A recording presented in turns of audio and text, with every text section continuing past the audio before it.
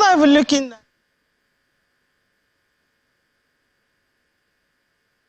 So it's Business Morning and Sunrise. Good morning and welcome to 30 minutes of business conversations right here. So we begin with the global space as usual, but this morning we're beginning with the grains. We can tell you that U.S. soybean futures climbed on Monday as soy oil futures jumped 2.7% on short covering and strength in crude oil. On the Chicago Board of Trade, let me just let you see the numbers right there. We see soybeans gain this morning 0.9%. The price is $12.24 for a quarter of a bushel. And we know that the weather has a major contribution to this. They're talking about grains generally in Brazil and Australia. And some traders attributing soy oil strength to report that a massive new Phillips 66 renewable diesel plant in California cleared a regulatory hurdle, clearing the way for the plant. So renewable energy obviously contributes to the demand of soy oil. We've seen rallies in soybeans, but they were capped as traders weigh the size of the soybean crop in Brazil, a major contributor to the grains after rains eased and concerns about drought damage. That's in Brazil. From there, we go to the global oil space, where prices were a little changed on Tuesday as traders weighed on a host of conflicting supply and demand worries, from rising tensions in the Middle East to cold weather woes disrupting production in the United States. Brent crude futures added for the day. We see Brent is down 0.2% at $79.92 a barrel. WTI also dropped at $74.66 a barrel. That's what's happening in the oil space. Both contracts had settled about 2% higher yesterday, Monday. Ukraine, of course, is a major driver. Ukraine and Russia, and the war still going on there. Unfortunately, that fuel export terminal that was attacked raised supply concerns and drove the prices up. In the Middle East, U.S. and British forces have carried out fresh round of strikes targeting a Houthi underground storage site and missile and sovereign capacities that are used by Iran-aligned Houthi group. We're still talking about the oil now, but coming back to Nigeria. The Nigerian National Petroleum Company Limited, the NNPCL, says it plans to use $3.3 billion emergency crude repayment loan that was obtained from the African Export-Import Bank in August last year to meet its operational needs and pay upfront tax and royalties accruable to the country. According to the state oil company, the loan will also be used to stabilize the foreign exchange market by increasing the foreign reserve. It explained that forward contracts such as this provide a more immediate solution to the FX liquidity needs of the federal government. A lot going on in the oil space in Nigeria, the issue of subsidy. And of course, at the end of the day, all of this tied to the value of the naira, our foreign reserve, how much we produce, and then the value of the naira. Well, moving away from that, we come to Lagos State. This has been generating a whole lot of reactions. The ban of the usage of styrofoam and other single-use plastics in the country. Well, a lot of people do not have a problem with it, but they have a problem with the fact that the Lagos State government says that this begins with immediate effect. Remember, the Commissioner for the Environment and Water Resources, Mr. Tokunbo Wahab, said that the decision was reached following the menace, as you can see there on the screen. This is unfortunately a common sight in a lot of areas in Lagos, and so they had to bring this. But people are asking, so what happens to the businesses that depend on this? How can they, in just, one announcement, one day to the next, change their businesses? However, yesterday, Ladi Williams did speak to someone who is in business during the Business Incorporated program, spoke with Mr. Sam Chidoka, the managing director of Kairos Capital, and he believes that environmental benefits should outweigh the business benefits or the business disadvantage in this case. Lagos State is the bulk of business in terms of, if you look at, in terms of growth in businesses, in terms of tax collection, VAT collections in Lagos State. It outstrips most of the states.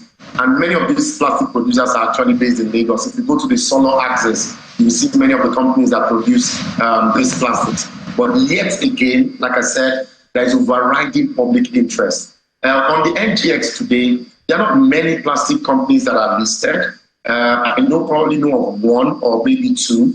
Again, you do not expect that this will have a material effect on their bottom line and on their revenue, because again, it's just one side of their revenue that has been bound up. It is easier for them to pivot and do other things. But more importantly, we have to think about the ecological effect of some of these things. I mean, look at the video that you're showing on the screen right now, and you can see that a good percentage of what is causing the pollution is styrofoam. So there you go. That conversation is obviously still on, because if the Lagos state government is going to start enforcement immediately, what happens to, especially, I mean, Mr. Chiduka talked about the companies listed on the NGX. What about the MSMEs who depend on this? What about those who've had it stocked, for future use, at least for the next 1 month, 2 months? I guess the Lagos State, and we're trying to engage the commissioner or any other official from the Lagos State government to tell us how they hope to regulate this and implement it, with consideration to small and medium businesses. Well, you just watch Channel Television and watch Business Morning on Sunrise, and you will get details of that in the coming days. Now, there's another very important issue, which is the MPC dates. So since we know that since the new administration of Mr. Cardoso as the governor of the Central Bank of Nigeria, that was since July last year, there hasn't been any MPC meeting, and a lot of investors have started expressing worry, the uncertainty in that space with the rate. We'll talk about, now that we have the dates, what can we expect? Are investors happy now? Let's take a break. We'll be back.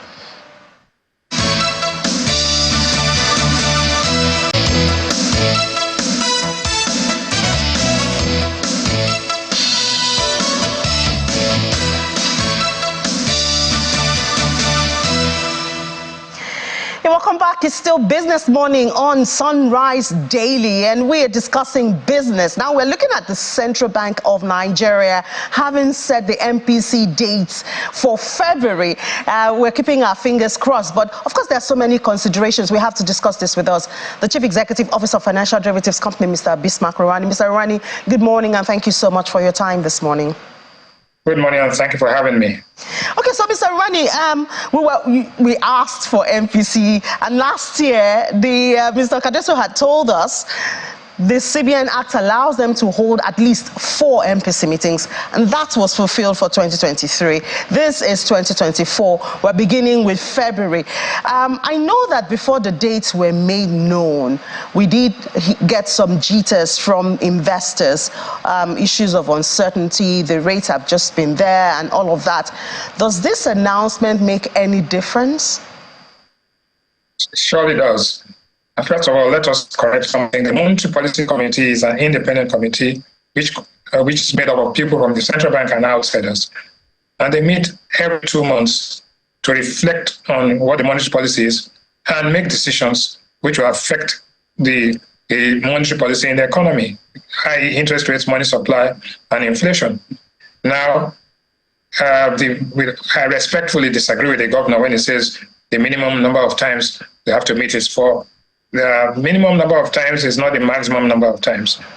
Since July, when we met, when the committee met last, and now, which is 7 months, the inflation has increased by almost 5 to 6%. It's almost 30%. So in time like this, you have to meet more often. As a matter of fact, you bust all the frontiers and meet more often to address the issues. So now that there's going to be a meeting in February, I think that they will have to do the right thing. The first thing is that they will have to address what is causing inflation. Inflation is caused by so many factors: money supply, the price of diesel, exchange rate pass-through. All of these things have to be addressed, while at the same time ensuring that you complement the fiscal policy of the country to ensure that there's macroeconomic stability. I think that's the main cause. The expectations are that we are going to see about anything, at least 150 basis points to 200 basis points this time. But the consensus, according to Bloomberg, is that for the year of 2024, we are going to see interest rates increase by about 300 to 400%, in this period. That is what Bloomberg is saying. And after talking to all the economists, but having said that, you must understand that the increasing the MPR itself is not enough. There must be the effective interest rates in the economy must increase, one, to rein in money supply, and two, to stabilize the naira. You talked a minute ago about the NNPC talking about using short-term loans and facilities from Afrexim Bank to stabilize the naira. In all due respect, that's not going to solve the problem of the naira at this point. The naira is still under pressure and it's trading at 1,350 naira per dollar, which is the lowest point it has got to in many, many years. It's a record low. Yeah, so before we even talk about some of those expectations, what about the committee of the MPC? Because I believe the individuals that make up the committee also determines the result of the meeting, because these people will come with their experience and their perspectives, and I believe Mr. Cardoso is not working with the former committee. So what should or who should make up a committee that would be able to look at the right direction and make the right decision for forward movement from the MPC? The Monetary Policy Committee is appointed by the president, the governor, and some other recommendations. They draw them from the academia, from business, people with business experience and all of that. And they are confirmed by the Senate. I'm not aware that the Monetary Policy Committee that was last approved by the Senate, who have a term of 2 years, have been dissolved. So it will be news to Nigeria to hear that the Monetary Policy Committee has been dissolved without going through a process. So I suspect that we will still be using the old committee. And if there's going to be a change in the committee, what time would you have, one, to appoint them, to get the Senate to confirm them, and for them to meet before February 26th? The time is too short. That looks like something that is an afterthought. So let us expect for now, until we are told otherwise, that the Monetary Policy Committee, as approved by the Senate, will remain and do their job. It's an independent committee, and their input is very necessary for macroeconomic stability. So now that the governor has said that the central bank will be working with inflation target, what difference does it make to conversations around the MPC and, of course, the results they come out with? Inflation targeting is a framework. That's what we call the monetary policy framework. And then you anchor expectations using what we call the nominal anchor, which is the MPR.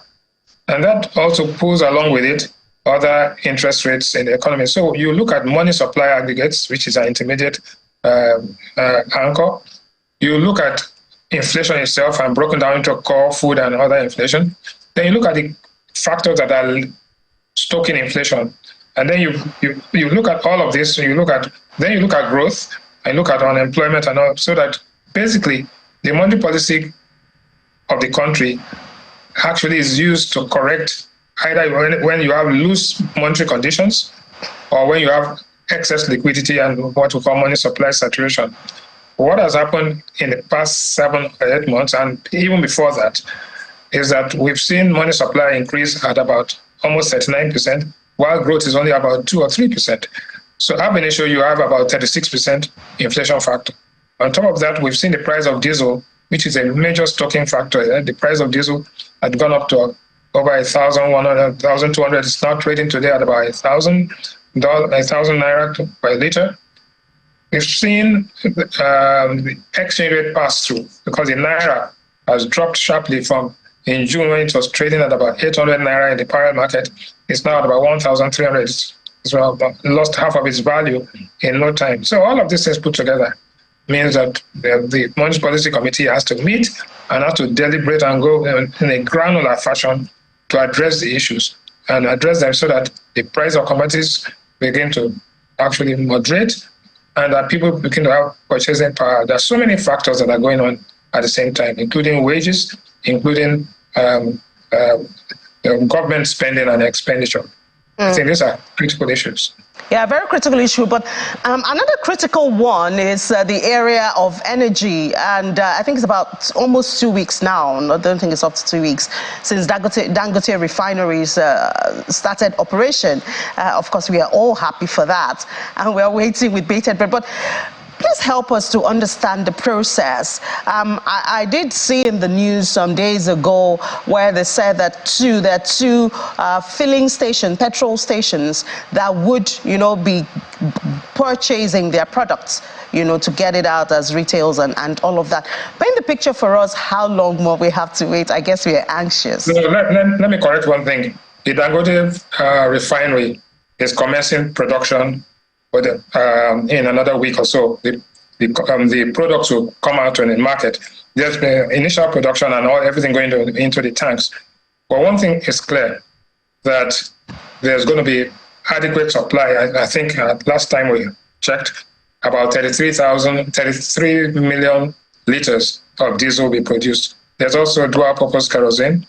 And that the first thing is that there is a question of how is it going to be evacuated to the markets.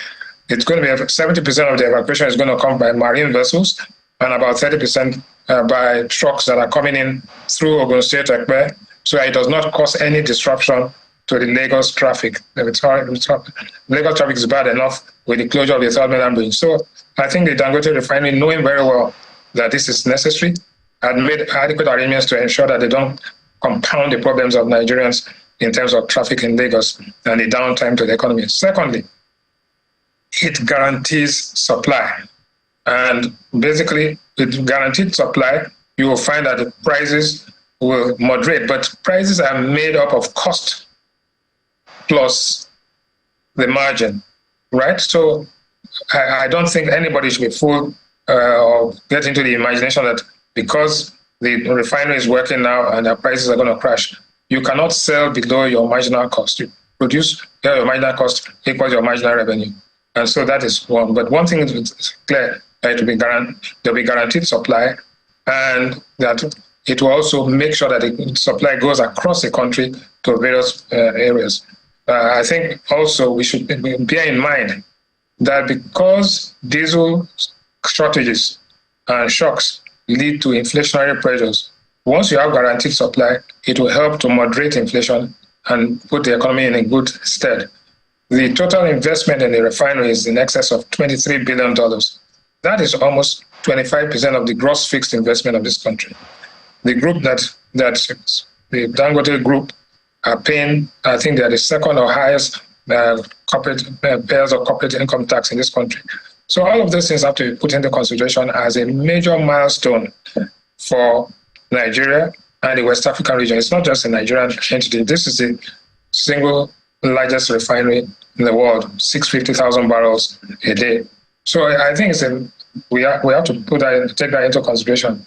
Now, having said that, we must understand that this is not a silver bullet that will solve our problems. It's a necessary condition to moving Nigeria closer to macroeconomic stability, and investors of this nature, like NNPC and others, should be encouraged to do more and not discouraged. So what can we expect, say, by the end of this year? Now we have Port Harcourt Refinery, the mechanical rehabilitation is done, at least the first phase. We have Dangote. We also hear news of, in states, encouragement of modular refineries. Can we expect that by the end of 2024, Nigeria or Nigerians will be energy sufficient and dependent or independent?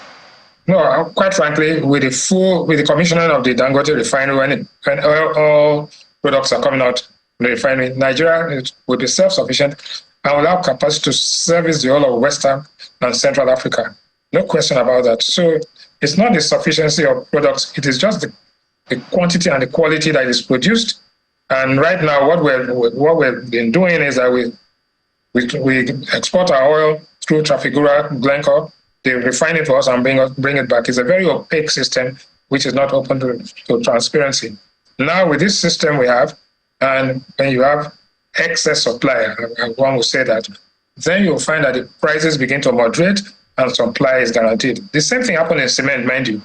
There was a time when Nigeria was a major importer of cement. In fact, we had a cement armada in the 70s.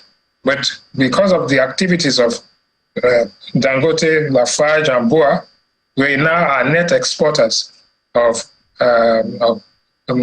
concrete, of cement and aggregates. So, but it hasn't helped the price, Mr. Rewane. That hasn't helped the price of cement. Well, the price is a function of cost and supply and demand. So nobody thinks that there's nothing that says that once supply increases, right, and cost does not reduce, that prices will come down, because people produce at where their marginal cost equals their marginal revenue. They will not produce at any point higher or lower than that. So but one thing is sure, that if you look at the price of a bag of cement now, maybe 5,000-6,000 naira, and look at it 5 years ago, and compare it with the inflationary trend in all other commodities, you find that cement has not moved as fast as it would like other commodities, because of the guaranteed supply in the country. But there are other factors that go into cement production, the cost of energy, the furnaces and all of that. But the discussion today is about how can we use refined products to stabilize logistics in this country. Don't forget that people have to transport goods from markets from industry to markets, and from markets across the region. So once we get the logistics right, which is one of the major factors that lead to inflation in this country, then inflation begins to moderate. If inflation moderates, your exchange rate begins to appreciate. And you can see that in the last 2 days, maybe based on false expectation, the exchange rate moderated a little bit. And I'm not sure that is sustainable at this point in time. All right, Mr. Bismarck Rewane, Chief Executive Officer of Financial Derivatives Company, thank you so much for your time this morning. Thank you for having me. All right, now let's move to the market just before we hand over back to the Sunrise Daily team and see how the market looked like yesterday. Well, I can tell you that the good news continues at the NGX. Yesterday, the market went up 1.30%. That's right. So investment's still growing. I'm just afraid. I hope this bubble doesn't bust on our faces very soon. I'm not carrying bad news, but all-share index is now at 95,768.12. Equity cap at 52,000. I mean, this is blowing my mind. I mean, January, about this time last year, we were at 50,000, and now we're at 95. And we started this year at 74,000. Now we have more than 10,000 added to the all-share index. So, I mean, this is a good place to put your money for now. Equities cap, we see it there. And yesterday, looking at the sectors, gives us an idea of the drivers yesterday. You know, when they say you need to listen to what's going on, information in the market, very, very important. Banking, that was probably taken on it, and so we saw the figures lose yesterday. You know, those First Bank and UBA and all of that. Oil and gas is gaining momentum. We just talked about Dangote refineries now. And since we heard that news and the outlet that will be working with Dangote to supply petrol, especially to consumers, we've seen some movement. Remember some time ago we reported that oil and gas was stagnant. The counter had been stagnant for a bit. Well, we see movement now. I don't know if it's going to be constant, if it's here to stay or not. Consumer down. Industrial good, the big deal yesterday. Dangote cement hit 10 trillion naira. I think we should change from stocks with 1 trillion naira market cap to 10 trillion naira. We have grown, the market has grown. But anyway, let me not say this myself. I have joining me Afolabi Benro to give us some analysis and share his perspective. Hi, Afolabi, good morning. Good morning, Ini. Thank you for having me. Good to have you. So, I mean, the market is on fire. I am scared. I hope we don't see this. I mean, nothing grows forever. One way there has to be profit taking, a pullback, and all of that. Do you see it anytime soon? Yes, I think if you remember last time we chatted, I mentioned to you that that locals actually have the capacity to support the markets, and I think that's what we're seeing play now? Because if you look at the volumes that have been traded in the markets, they're actually quite decent volumes. So it's not a case of maybe it's like a small volume moving the price. We're actually seeing very decent volumes going through the market. So I think for me, that's very encouraging. It shows that there's money behind what's going on. We've been getting a lot of questions from clients asking that what exactly is happening in the market. But generally, there's a lot of excitement about, the way the prices are moving, even though there's a bit of uncertainty about it. But what's clear is that there's definitely strong demand for equities this year so far. And do you see this being sustained? A lot of people say that investors are taking position because they're expecting foreign investors. Are the foreign investors here yet? Is this just domestic investors?